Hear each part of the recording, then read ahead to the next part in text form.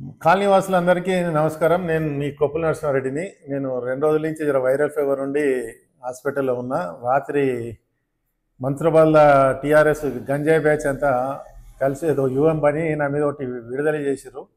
నేను కాలనీ వాసుల గురించే చేయడం జరిగింది. తిట్టడం జరిగింది.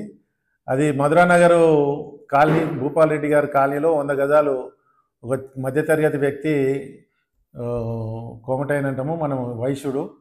అతను ఈ ఇంటి వాటర్ కనెక్షన్ విషయంలో 75,000 బ్లాక్మెయిల్ చేయడం జరిగింది. ఈ దూదిమెట్ల శివ యాదవ్ అనేట ఆయన 3 ఏళ్ల నుంచి బ్లాక్మెయిల్ చేసి ప్రతి ఒక్కరు ఎవరైనా వాటర్ కనెక్షన్ తీసుకుంటే ఆ వాటర్ కనెక్షన్ నేనే ఇప్పిస్తా, ఈ ఏరియాలో ఎవరు ఇప్పియొద్దని చెప్పి అధికారులని జిహెచ్ఎంసీలని ఏదో చిన్న చిన్న లోపు ఉంటుంది. వాటర్ కనెక్షన్ తీసుకున్నాక రోడ్ కట్ చేయాలి. రోడ్ కట్ చేయాలంటే జిహెచ్ఎంసీలోకి 5,000 3,000 రూపాయలు మీటర్ కంటే దాదాపు 10 మీటర్లు కట్ చేస్తే 3,000 పెట్టినా 30,000 అవుతుంది. సీసీ అయితేనేమో 5,000 చొప్పున అవుతుంది. అయితే అందరికైనా సాయం చేస్తాము, తొందరగా మీరు కట్ చేసి మళ్ళీ రీస్టోర్ చేయమని చెప్తాము.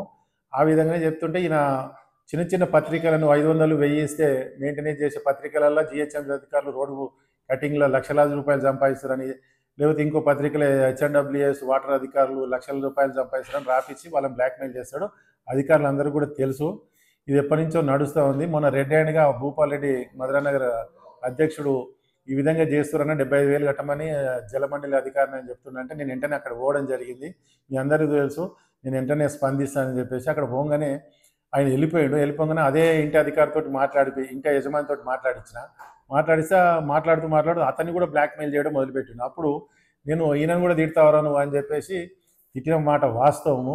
ఎందుకంటే ఈ దొంగల్ని కూడా మెయింటైన్ చేసి దొంగల్ని కూడా మర్యాదపూర్వకంగా ఎట్లా మాట్లాడతాము, వాడు లంజవాడు కానీ వాడు తిట్టిన దానికి తర్వాత తెల్లారి వచ్చేసి మళ్ళీ అందరినీ తీసుకొచ్చి మా ఈశ్వరమ్మ యాదవ్ తోటి వాళ్ళతో పోనీ బిడ్డ అన్నది.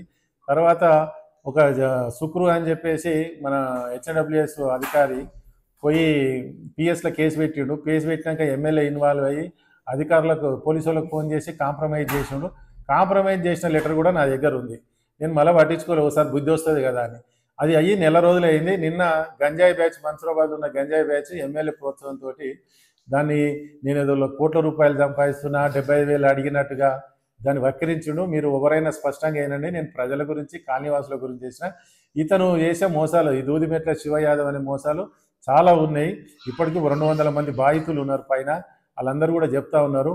కానీ అందుకని చెప్పుకోవాలి కాబట్టి నేను కాలనీవాసులు కూడా ఎంత దాకైనా పోతా. ఎమ్మెల్యే చేసేటివి నీ విఘ్నతకే వదిలేస్తున్నావు, ఇలాంటివి వదులుతావు. మొన్న కూడా హిమపురి కాలనీలో ఒక బిల్డర్ కట్టుకుంటే అందులో నా హస్తం ఉందని చెప్పి రోజు వదలడము ఇవన్నీ చేస్తూ ఉన్నాడు. దయచేసి ఈ టీఆర్ఎస్ నాయకులు ఎమ్మెల్యే గారి కుట్రలను దయచేసి గమనించగలరు.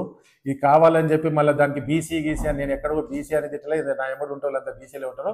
దయచేసి కాలనీ ప్రజలు ఈ దొంగని పట్టి కేసు పెట్టమని చెప్పి కూడా జలమండలి అధికారుల మీద కూడా చెప్పడం జరిగింది. కానీ ఎవరైతే బ్లాక్మెయిల్ చేసారో కాలనీ అధికారులు పెట్టమని చెప్పారు. ఈరోజు ఆయనతో నేను కూడా పెట్టిస్తాను మళ్ళీ అని చెప్పి తెలియజేస్తున్నా. భారత్ మాతాకి జై.